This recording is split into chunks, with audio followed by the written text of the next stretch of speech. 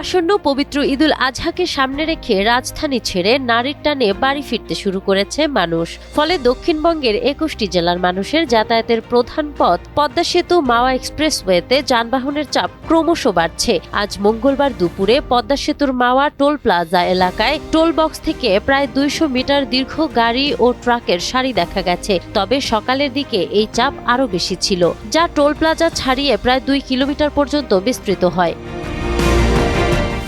ঈদকে কেন্দ্র করে গত ২৪ ঘন্টায় পদ্মা সেতু দিয়ে যানবাহন পারাপারের নতুন রেকর্ড তৈরি হয়েছে। এই সময় সেতু পার হয়েছে মোট ৪৩,৩৫১টি যানবাহন, যা থেকে টোল আদায় হয়েছে ৪,৮০,১৫,৩৫০ টাকা। এর মধ্যে মাওয়া প্রান্ত দিয়ে ২৮,০৬৭টি গাড়ি পারাপার হয় এবং জাজিরা প্রান্ত দিয়ে পার হয় ১৫,২৮৪টি যানবাহন। টোল প্লাজা এলাকায় যানবাহনের চাপ নিয়ন্ত্রণ ও নিরাপত্তা নিশ্চিতে সেনাবাহিনী, বিজিবি, পুলিশ ও আনসার সদস্যদের পাশাপাশি ফায়ার সার্ভিস টিমও সার্বক্ষণিক কাজ করে যাচ্ছে।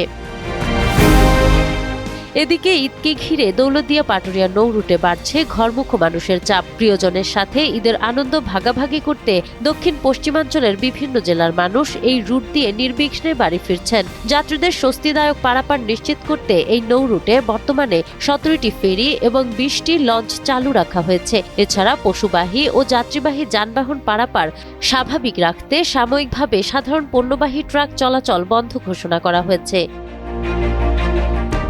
ঘাট এলাকায় শৃঙ্খলা বজায় রাখতে সেনাবাহিনী, পুলিশ, র্যাব, নৌপুলিশ ও নির্বাহী ম্যাজিস্ট্রেট সহ ৪ স্তরের কঠোর নিরাপত্তা ব্যবস্থা জোরদার করা হয়েছে। ফলে এখন পর্যন্ত দৌলতদিয়া পাটুরিয়া নৌ রুটে কোনো ভোগান্তি ছাড়াই মানুষ স্বাচ্ছন্দ্যে বাড়ি ফিরতে পারছেন।